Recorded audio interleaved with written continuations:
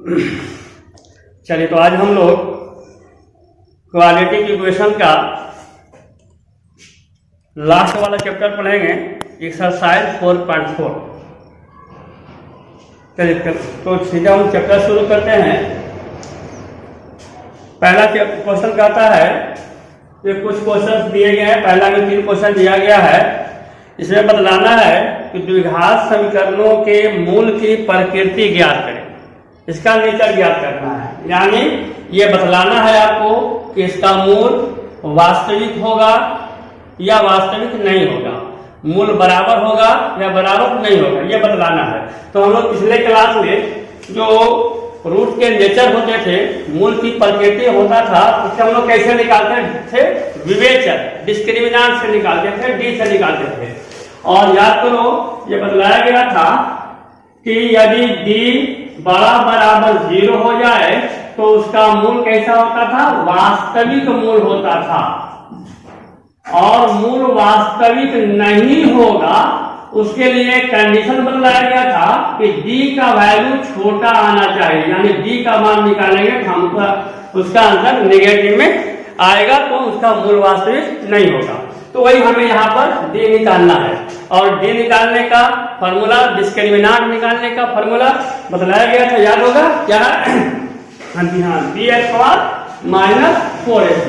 तो सारे क्वेश्चन में ये जो तीनों क्वेश्चन दिए गए हैं, सभी में हम पहले डी निकाल के चेक कर लेंगे, क्योंकि क्वेश्चन में मूल की प्रकृति मांग रहा है। तो हम यहाँ से पहले डी का वैल्यू निकालेंगे, ए बी सी। इसके तो आप लोग सिलेक्शन कर लेते हैं, स्क्वायर का गुना के है विभिन्न पद, यानी एक्स का गुना और कांस्टेंट राशि। तो हम सीधे सीधे यहाँ से डी निकालते हैं। डी बराबर बी स्क्वायर माइनस 4ac। तो इसमें b का वैल्यू -3 का स्क्वायर 9 -4 इंटू a का वैल्यू 2 और c का वैल्यू 5। तो 4 9 हो गया, 4a 2 और c का वैल्यू 5। यहाँ क्या मिला? b स्क्वायर माइनस 4ac, यानी 9 - 4 2 जाए 40 40 हो जाएगा, 4 2 8 8 5 का 40, 9 - 40 बराबर ये मिला -31। क्या देखा? b इज लेस देन 0, इसलिए क्या मिलेगा? मूल वास्तविक नहीं होगा, मूल वास्तविक नहीं है। अब सवाल में कहता है कि यदि मूल वास्तविक हो तो उन्हें ज्ञात करें। तो चूंकि मूल यहाँ वास्तविक नहीं है, इसलिए इसे हमें ज्ञात नहीं करना है। अब आते हैं दूसरा क्वेश्चन पर। फिर यहाँ से डी का मान निकालेंगे। फॉर्मूला हमारा वही डी बराबर b square minus 4ac। B का वैल्यू यहाँ कितना है? -4√3। तो हम यहाँ लिखेंगे -4√3 का स्क्वायर -4 इंटू ए इंटू सी, 3 इंटू 4। तो माइनस का स्क्वायर तो प्लस, यह हो जाएगा 4 का स्क्वायर 16, स्क्वायर खत्म, यह हो जाएगा 16 × 48 माइनस यहाँ से 4 3 12 और 12 को 4 में, इसलिए यहाँ हो गया 48। यहाँ क्या मिल गया? 0। याद करो, डी का वैल्यू अगर 0 होता है तो भी मूल वास्तविक होता है। और एक चीज यहाँ पर आप क्या से देखो, आपको ये बताया गया था कि यदि d बराबर 0 तो दोनों मूल बराबर होते हैं। और उस बराबर मूल का मान कितना निकलता है? d बराबर 0 में बतलाया गया था कि x निकालने का, यानी मूल निकालने का फॉर्मूला होता है -b/2a। क्योंकि d बराबर फॉर्मूला हुआ था b स्क्वायर माइनस x निकालने का फॉर्मूला हमारा हुआ था -b प्लस माइनस √d/2a।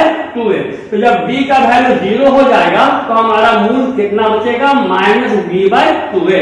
यानी दोनों मूल हमारा -b/2a के बराबर हो जाएगा। जब d बराबर 0 तो हम सीधे मूल निकालेंगे -b/2a करके। तो यहां से हम मूल निकाल लेते हैं। x का मान कितना हो जाएगा? -b/2a। ये कंडीशन तब लगेगा जब d का वैल्यू 0 के बराबर आएगा। तो मूल का वैल्यू हम यहाँ से b और a का वैल्यू बैठा के निकाल लेंगे। -b/2 माइनस और -4√3 मिलाकर ये हो जाएगा +4√3। ठीक है, -b/2a 2 इंटू ए का वैल्यू 3, यहाँ 3 बैठा लेंगे, 2 2 या 4, यहाँ कितना मिल जाएगा, x का वैल्यू मिल जाएगा 2√3/3, इतना लिखेंगे। या फिर √3 इसको लिख सकते हो, √3 इंटू √3, 2√3 और बाई एक यहाँ पर 3 है, इसको लिख सकते हैं √3 इंटू √3, ये कैंसिल हो जाएगा, आपको बच जाएगा 2/√3। तो इतना लिखो आंसर या इतना लिखो, दोनों आंसर सही है। तो s का वैल्यू कितना हो गया 2√3/3, यहाँ पर ये अल्फा बीटा दोनों का मान आपका बराबर आएगा। और तीसरा क्वेश्चन पर देख लेते हैं। पहले हम क्या करेंगे, मूल की प्रकृति जांच करेंगे। पहले हम डिस्क्रिमिनेंट निकाल के चेक कर लेंगे कि डी हमारा कैसा है। तो यहाँ भी हम डी निकाल लेते हैं, b² - 4ac, b का वैल्यू -6, तो -6 का स्क्वायर 36, प्लस में हो जाएगा माइनस का स्क्वायर, ये हो जाएगा 36 -4 into a into c, 4ac। तो यहाँ कितना मिल गया 36 -4 टू द 8 टू द 24, यहाँ मिल जाएगा आपको 12। यहाँ क्या मिला, d इज ग्रेटर देन 0। तो यहाँ पर क्या होंगे, मूल वास्तविक होंगे, लिखेंगे इसके मूल वास्तविक हैं। अगर मूल वास्तविक है तो फिर उसे हमें फाइंड करना है, तो जो मूल है उसको ज्ञात करना है। तो हम यहाँ से x का वैल्यू निकाल लेंगे, मूल निकालने का फॉर्मूला x बराबर -b plus minus root under, क्योंकि g निकाल लिया है इसलिए b² - 4ac ना लिख के सीधे d लिख देंगे, d और y हो जाएगा 2a। अब यह -b का वैल्यू -6, ये हो जाएगा आपका +6, plus minus root under d का वैल्यू आया है 12, तो ये हो जाएगा रूट अंडर 12 और बाई 2 इंटू a का वैल्यू 2 है, यहाँ 2 हो जाएगा। तो इसको यहाँ से हल कर लें, 6 प्लस माइनस 12 लिखा हुआ है, तो 12 को आप लिख सकते हो, 12 को आप लिख सकते हो रूट अंडर 4√3 और 4 का स्क्वायर रूट 2 बाहर आ जाएगा, ये हो जाएगा 2√3। पहला भी आप बहुत बनाया इस तरह का सवाल, 2√3 और कितना आएगा 2 4, तो यहाँ से बराबर ये हो जाएगा 2, यहाँ से कॉमन निकाल लें, यहाँ जाएगा 3 प्लस माइनस √3 और बाय 4, 2 2 जा 4। एक बार अल्फा का वैल्यू निकाल लो, अल्फा बराबर हो जाएगा 3 प्लस √3/2 और एक बार बीटा का वैल्यू निकाल लेंगे, बीटा बराबर 3 माइनस √3/2, यही अल्फा बीटा आपका उसका रूट का मान निकल जाएगा। किस तरह से क्वेश्चन नंबर पहला में पहले जांच करना था कि इसके मूल कैसे हैं, उसका नेचर हमें पता करना था, और जिसका मूल वास्तविक था उसका हमें मूल ज्ञात करना था। ये आपका क्वेश्चन नंबर पहला हो गया। हम लोग आते हैं क्वेश्चन नंबर 2 पर। क्वेश्चन नंबर 2 देखो क्या कहता है,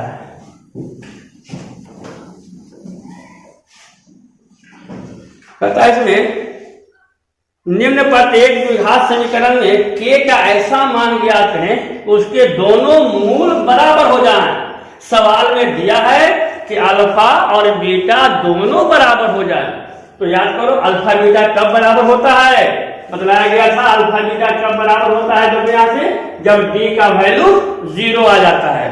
तो कहता है कि वैसी कंडीशन में जो इक्वेशन दिया हुआ है उस इक्वेशन में एक अननोन राशि k दिया हुआ है और उस अननोन राशि का मान निकालना है, k का वैल्यू निकालना है। तो क्वेश्चन नंबर 2 का पहला क्वेश्चन क्या सवाल करता है, 2x² plus kx plus 3, 2x² plus kx plus 3 बराबर 0।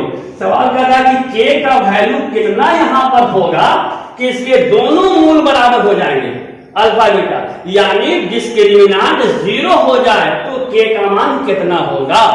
ठीक है, मूल बराबर होने के लिए क्योंकि मूल समान है, मूल बराबर है, इसलिए डिस्क्रिमिनेंट का वैल्यू कितना के बराबर होगा, 0 के बराबर होगा, यहाँ 0 लिखा जाएगा। और d का जो फॉर्मूला होता है क्या होता है, b² - 4ac बराबर 0। अब इसमें इस क्वेश्चन से हम ABC का वैल्यू बैठाएंगे और वहां से K का मान हमें निकाल लेना है। सवाल बहुत आसान है।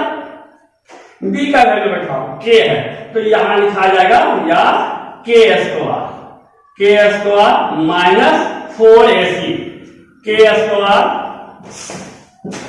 माइनस 4A, A का वैल्यू 2 और C का वैल्यू 3, तो 4 इंटू 2 इंटू 3 बराबर 0, या क्या मिल जाएगा K स्क्वायर और पूरा x का 24, K स्क्वायर माइनस 24 बराबर 0, 24 को उधर लेंगे तो ये प्लस में हो जाएगा, K स्क्वायर बराबर 25।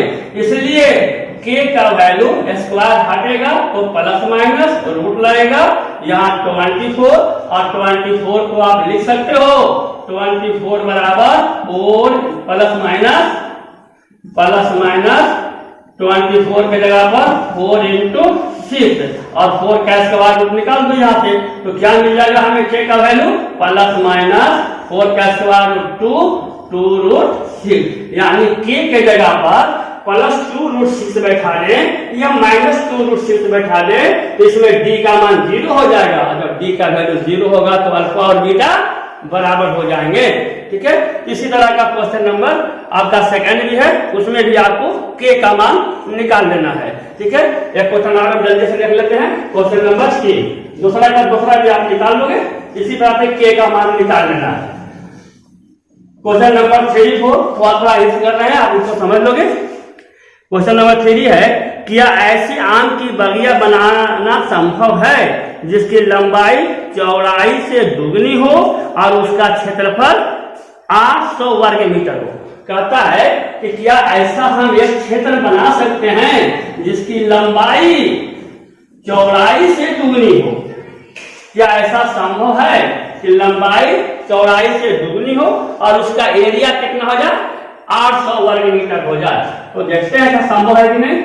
सवाल के अनुसार क्या कहता है, लंबाई चौड़ाई से दुगनी है, लेट चौड़ाई बराबर हम मान लिया s, तो लंबाई कहता है दुगनी है तो हो जाएगा 2s। अब कहता है कि इसका क्षेत्रफल कितना है 800 वर्ग मीटर। ठीक है, तो चूंकि क्षेत्रफल बराबर आयताकार क्षेत्र है, क्षेत्रफल बराबर होता है लंबाई इंटू चौड़ाई, तो लंबाई चौड़ाई का वैल्यू बैठा दो s, लंबाई का वैल्यू 2x और इंटू चौड़ाई s और क्षेत्रफल का वैल्यू 800। यहां से क्या मिल जाएगा 2x स्क्वायर बराबर 800, इसलिए x स्क्वायर यहाँ 2 से भाग दे देंगे तो ये आपका हो जाएगा 400। अब हम यहाँ से s का वैल्यू निकालेंगे, प्लस माइनस रूट अंडर 400 बराबर क्या हो जाएगा प्लस माइनस रूट अंडर 20। अब s का वैल्यू, तो खेत की लंबाई तो नेगेटिव होगा नहीं, अर्थात लंबाई चौड़ाई नेगेटिव नहीं होता है, तो अतः s हमने किसको माना था चौड़ाई को, इसलिए हमने क्या लिख देगा ऐसा संभव है। और चौड़ाई कितना हो जाएगा 20 सेंटीमीटर और लंबाई कितना हो जाएगा दुगना कर रहा है, तो 2 इंटू 20 मीटर में है, 20 मीटर और 2 इंटू 20 बराबर 40 मीटर, यानी ऐसा संभव है। उसके लंबाई चौड़ाई, जिसका लंबाई चौड़ाई से दुगना होगा और उसका क्षेत्रफल 800 वर्ग मीटर होगा, ऐसा संभव है। तो ये आपका क्वेश्चन नंबर 3 हो गया। एक और छोटा सवाल देख लेते हैं, क्या निम्न स्थिति संभव है, यदि है तो वर्तमान आयु ज्ञात करें। 2 मित्रों की आयु का योग 20 वर्ष है, 4 वर्ष पहले उनकी आयु का गुणनफल 48 था, क्या ऐसा संभव है। 2 मित्रों की आयु का योग 20 वर्ष है, तो यह क्वेश्चन नंबर 4 है, इसको देखिए। क्वेश्चन नंबर 4, 2 मित्रों की आयु का योग कहता है 28 है। माना कि एक मित्र की आयु,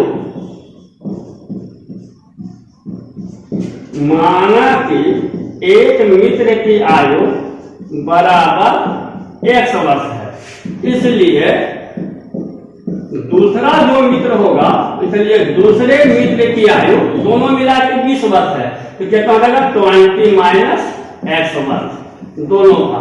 अब कहता है कि दोनों की आयु का गुणनफल वर्षों में 48 वर्ष है, यानी दोनों को गुना करेंगे तो 48 हो जाएगा।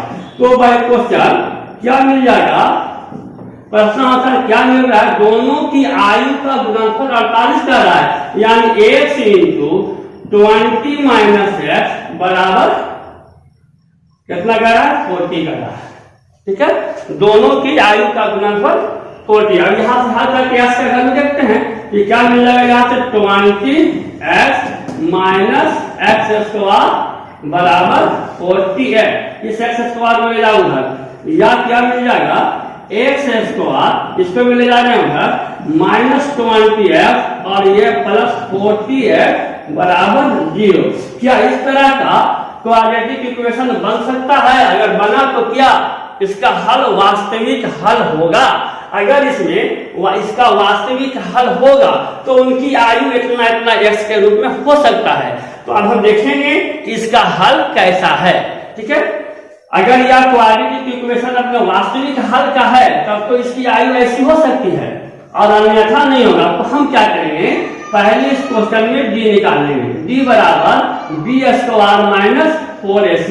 तो बी स्क्वायर यानी b बने यहाँ आया 20, तो 20 का स्क्वायर यहाँ हो जाएगा 400 minus 4ac, 4 into 1 into c का वैल्यू 48। फिर तो सवाल देख लेते हैं, क्या निम्न स्थिति संभव है, दो मित्रों की आयु का योग 20 वर्ष है। ठीक है, 4 वर्ष पहले, वो क्वेश्चन में और छूटा हुआ है, 4 वर्ष पहले आयु का कह रहा है, अभी तो नहीं कह रहा है, 4 वर्ष पहले कह रहा है, 4 वर्ष पहले। तो 4 वर्ष पहले का आयु कितना हो जाएगा भाई, क्वेश्चन 4 वर्ष पहले। ठीक है, पहले मित्र की आयु कितना हो जाएगा, x माइनस 4 वर्ष, और दूसरे मित्र के 4 वर्ष पहले दूसरा मित्र की आयु कितना होगा, जितना अभी है उसमें से 4 साल कम जाएगा, क्या हो जाएगा 20 माइनस x माइनस 4, यानी कितना हो जाएगा 16 माइनस x वर्ष हो जाएगा। ठीक है, अब कह रहा है कि दोनों 4 वर्ष सवाल में दिया हुआ था कि 4 वर्ष पहले उनकी आयु का गुणनफल, 4 वर्ष पहले उनकी आयु का गुणनफल, यानी इतना इंटू इतना ये दिया हुआ है, ये वर्तमान वाला नहीं दिया हुआ है, जैसा हम लोग अभी लिख रहे थे, वर्तमान नहीं दिया हुआ है, पहले वाला दिया हुआ है। तो बाई क्वेश्चन क्या मिल जाएगा, x माइनस 4 इंटू 20 में से 4 जाएगा 16 माइनस x बराबर कितना कह रहा है, 48 है ना, हाँ 48। ठीक है, इसी का मल्टीप्लाई करें, यहाँ से कितना हो जाएगा 16x minus x square minus 4 को 16 में मल्टीप्लाई करेंगे 64 माइनस माइनस प्लस 4x बराबर 48, या यहाँ से एक्स स्क्वायर को उधर ले जा रहे हैं, ये हो जाएगा एक्स स्क्वायर और प्लस 4x और 16 20x, ये चला जाएगा उधर, माइनस हो जाएगा 20x और माइनस 64 भी जाएगा उधर, और 48 ये वाला है। ठीक है, 48 ये वाला हो गया और 64 जाएगा, तो कितना हो जाएगा उधर प्लस 8 4 12 और 4 10 और 1 11, इतना बराबर 0। x minus x square minus 64 minus minus plus 4x, 16 4 20 है, 16 4 20 उधर चला गया, नेगेटिव हो गया, इधर चला गया, और 48 और यहाँ 64 हो गया 112। ठीक है, अब इसको देखो, क्या ऐसा आयु संभव है, ये निकालना है। इस क्वेश्चन में आप क्या करोगे, d का मान निकाल के चेक कर लो, अगर d का मान 0 या उससे बड़ा आ रहा है तब तो आयु संभव होगा। ठीक है, d का मान वास्तविक आ रहा होगा कि नहीं, मूल का मान, तो d कैसा है इसको देख लेते हैं। B square minus 4ac, B यहाँ 20 है, तो 20 का स्क्वायर यहाँ हो जाएगा 400 माइनस 4 इंटू ए का मान 1 है और इंटू सी का मान 1 1 12 है, ये हो गया 400 और ये हो जाएगा 12 चौके 48, 448 बराबर -48। ये क्या है? Less than 0। क्या मिला? d इज लेस देन 0, यानी यहाँ पर जो x का वैल्यू होगा वास्तविक नहीं होगा, अर्थात दोनों मित्रों की आयु का ऐसा होना संभव नहीं है। कैसा होना? 4 साल पहले उसकी आयु का गुणनफल 48 होना संभव नहीं है, क्योंकि d का मान यहाँ वास्तविक नहीं है। d इज लेस देन 0, इसलिए क्या लिखेंगे? x वास्तविक, x का मान वास्तविक नहीं है, अतः सवाल के अनुसार यह दिया गया स्थिति संभव नहीं है। अतः दिया गया स्थिति संभव नहीं है, संभव नहीं है। ये आपका आंसर हो जाएगा। ठीक है।